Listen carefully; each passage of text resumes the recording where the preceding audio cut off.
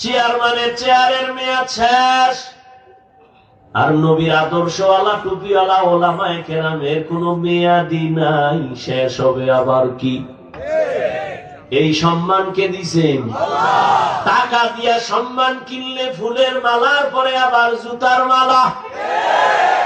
আর আমার মাওলায় যারে সম্মান দেয়, ওই বান্দার সম্মানে দুনিয়াতেও বাদশাহ, পরকালেও বাদশাহ।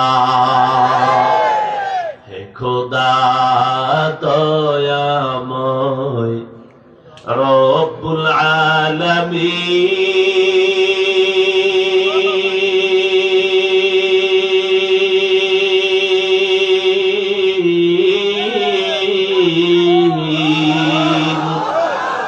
জীবনে মরণে ভয় কি হবে সেই দিন, হে খোদা ধরাতে আসিয়া আজি বড়ই অসহায়,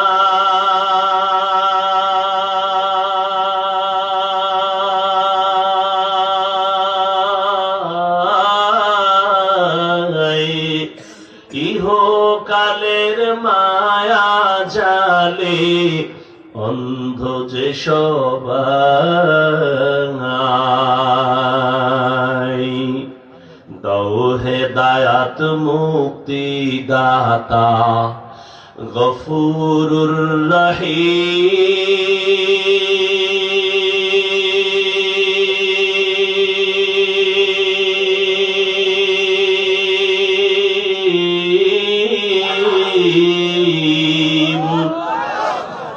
জীবনে মরণে ভয় কি হবে সেই দিন, হে খোদা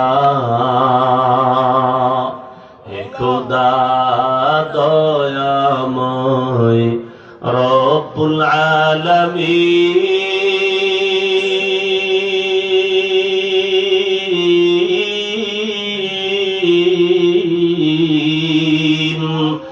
জীবনে মরণে ভয় কি হবে সেই দিন, হে খোদা। এই চিন্তা করতে করতে আবু বকর জীবন কাটায় দিলেন। মরণে আমার কি উপায় হবে? পরশুদিন হাদিস দেখলাম, রহমতের নবী ইস্তেনজায় ঢুকছেন। ইস্তেনজা চিনেননি? এও তো অনেকে চিনেন, বাংলায় খাওয়া লাগবো না। রহমতের নবী হাজত ছাড়তে ঢুকলেন, বাথরুমে গেলেন। নবী বাথরুম থেকে বের হইয়া দ্রুত তায়াম্মুম করতেছেন মাটি দিয়া। কি করেন? তায়াম্মুম করতেছেন রহমতের নবী। সাহাবী ডাক দিয়ে বলেন, ইয়া রাসূলুল্লাহ, ওই যে পানি দেখা যায়, পানি দেখলে তো তায়াম্মুমের আর দরকার কি? ওখানে যাইয়া ওযু করে নিবেন। রহমতের নবী বলে, রে সাহাবী, আমি যে বাথরুম থেকে বের হইছি, ওই পানি পর্যন্ত যাওয়ার আমার কোনো গ্যারান্টি নাই। আমি এই জন্য তাড়াতাড়ি অজু বানাবো, পানি পাবো, তারপরে অজু বানাবো। ওই পর্যন্ত পৌঁছতে পারবো কিনা গ্যারান্টি নাই। এর মধ্যে না জানি আবার আজরাইল এসে হাজির হয়ে যায়। আজরাইল যদি আইসা হাজির হয়, আমার তো আর পানি পর্যন্ত যাওয়ার সুযোগ হবে না। চোখের সামনে দেখো লাশ আর লাশ। জানাজা পড়লি, লাশ কবরে দাফন করলি, আর পর নিজের লাশের চিন্তা করলি না। কত মা সন্তান হারায় কাঁদে, আমারে কে আম্মু বলে আর ডাক দিবে? মা সন্তান হারায় কাঁদে, আমি কাকে আম্মু বলে ডাক দিব? এরে আল্লাহর বান্দা, ভাই ভাই হারায় কান্না করতেছে, স্ত্রী স্বামী হারায় কাঁদে, স্বামী স্ত্রী হারায় কাঁদে। ও আল্লাহর বান্দা, এই কান্না তো তুমি কাঁদো না, তবে লেখা রাখো তোমার ঘরেও কিন্তু কান্না আসতেছে। এমন কান্না শুরু হবে আর কান্না শেষ হবে না। ও আল্লাহর বান্দারা, এত বয়ান জানো, শুনো, এরপরও কেন মানো না রে বাবা? এর একমাত্র কারণ, আমার মালিকের দরবারে যে যাওয়া লাগবে, দাঁড়ানো লাগবে, হিসাব দেওয়া লাগবে, সে চিন্তাই নাই।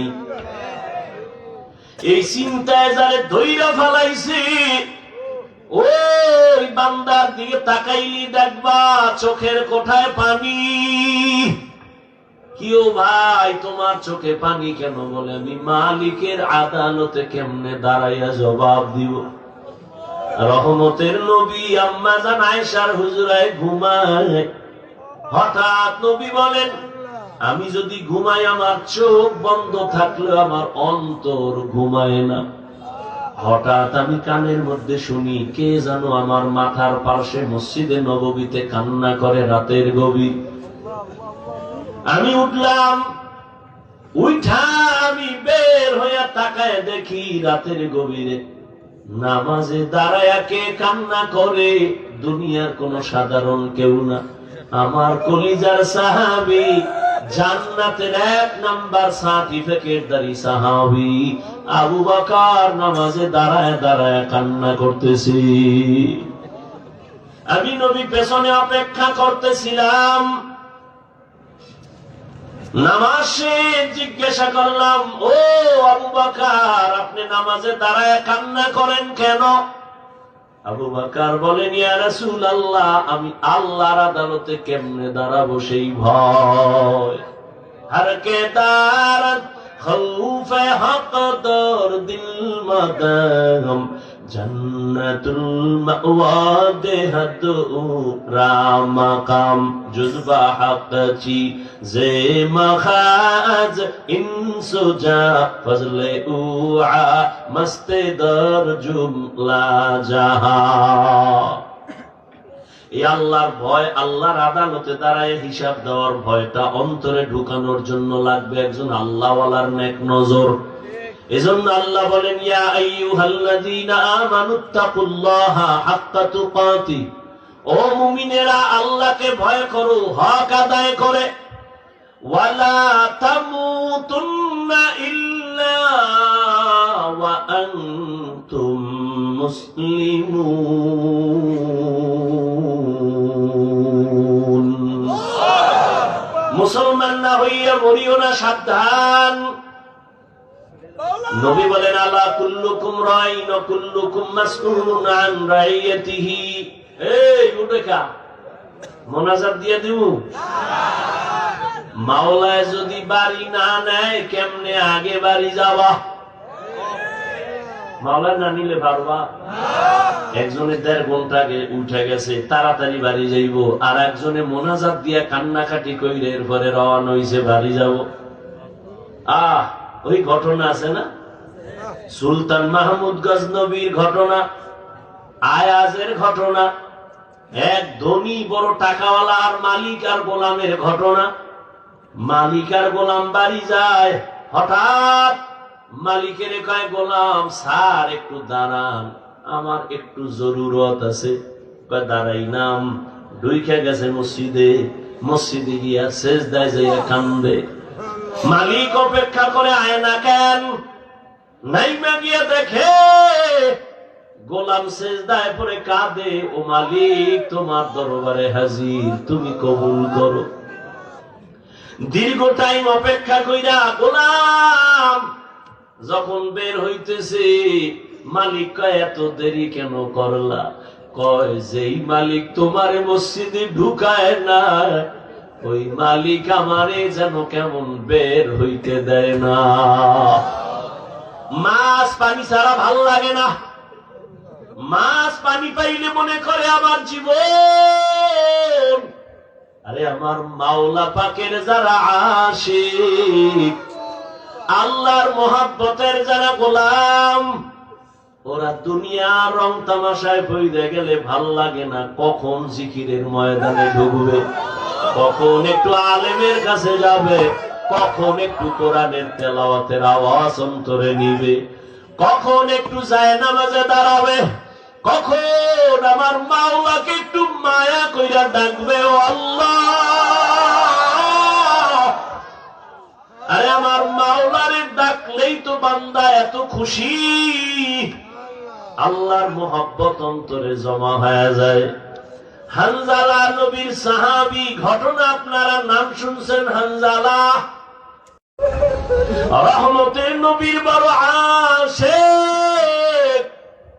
একদিন রাস্তায় হাঁটে আর ঘুরে আর কয়, না ফাকা হানজালা, না ফাকা হানজালা, আমি হানজালা মুনাফিক হয়ে গেছি, মুনাফিক। ঘুরতে ঘুরতে দেখা ওমরের সাথে। এই হানজালা, কি চিল্লাও কেন? আমি মুনাফিক হয়ে গেছি। কয় কেন? কয় আমি নবীর কাছে যখন থাকি তখন আমার অন্তর এমন যে আমি আর কোন দুনিয়ায় নাই, এখন আমি আমার মালিকের নজরে বসে আছি, দরবারের এসানাতের সামনে আছি। এখন আমার ছেলের চিন্তা নাই, মেয়ের চিন্তা নাই, বাড়ির চিন্তা নাই, গাড়ির চিন্তা নাই, টাকার চিন্তা নাই, ক্ষমতার চিন্তা নাই। এখন আমার চিন্তা, আমি একজনারে পাইছি, আমার নবী। আমি এই নবীর হাত ধরে আমার মালিকের একটু কেমনে দেখবো, যেই নবীর চেহারা এত সুন্দর, একটা নজর নবীর চেহারা দিয়ে তাকাইলে পেটের ক্ষুধা থাকে না। মায়ার নবী এত সুন্দর, আমার মাওলায়ের এত সুন্দর কইরা বানাইছেন, ওই মালিক আমার আল্লাহ না জানি কত সুন্দর। এত সুন্দর আসমান যিনি বানাইছেন তিনি কত সুন্দর, এত সুন্দর কণ্ঠ যিনি দান করছেন তিনি না জানি কত সুন্দর, এত সুন্দর রঙের ফুল বাগান সাজাইছেন তিনি কত সুন্দর। ওরে যারা মাওলার আশিক ওরা ভাবে আর খুঁজে আমার মালিক, আমার আল্লাহরে আমি তো এখনো পাইলাম না। ফুলের ঘেরান পাইলাম, কে বানাইলেন তারে তো পাইলাম না। ওরে আল্লাহর মোহাব্বত যার অন্তরে জমা হয়ে গেছে, সে একবার আমার মাওলারে দেখার জন্য পাগল। হানজালা বলে, আমি নবীর দরবারে থাকলে আমার অন্তর থাকে একরকম, আমি নবীর দরবারের বাইরে গেলে তখন আবার অন্তর দুনিয়ামুখী হয়ে যায়। আমার ছেলে, আমার বাড়ি, আমার গাড়ি, আমার টাকা, আমার পয়সা, আমার ক্ষমতা, আমার চেয়ার, এই সব আমার অন্তর আইসা জমা হয়, আমি মুনাফিক হয়ে গেছি। ওমর কয়, তো এই অবস্থা তো আমারও হয়। নবীর দরবারে থাকলে দুনিয়ার কোনো চিন্তা নাই, আবার যখন নবীর দরবার থেকে বাইর হইয়া যায় তখন আবার দুনিয়া আমারে পেয়ে ফেলে, দুনিয়া দুনিয়া আমাকে গ্রাস করে ফেলে, দুনিয়ার চিন্তা, ছেলের চিন্তা, মেয়ের চিন্তা আমাকে গ্রাস করে ফেলে। এবার কথা, চলো নবীর দরবারে চলো, সমাধান নেই। দুজনে যায়, মুনাফিক হয়ে গেছে। ওমরও কয় আমি মুনাফিক হয়ে গেছি, হানজালাও কয় আমি মুনাফিক হয়ে গেছি। হঠাৎ আবু বকর সিদ্দিক রাদিয়াল্লাহু তাআলা আনহুর সামনে দাঁড়ানো। এই ওমর, তুমি চিল্লাও কেন? কয় মুনাফিক হয়ে গেছি। হানজালাও কয় মুনাফিক হয়ে গেছি। কারণটা কি? বলে এই কারণ, নবীজির দরবারে যখন থাকি মনে হয় যেন দুনিয়াতে আমার আর কিছু নেই, নবী আমার কলিজা, আমি নবীর হাত লাগাই আমার মালিক আল্লাহর সঙ্গে মোলাকাত করব।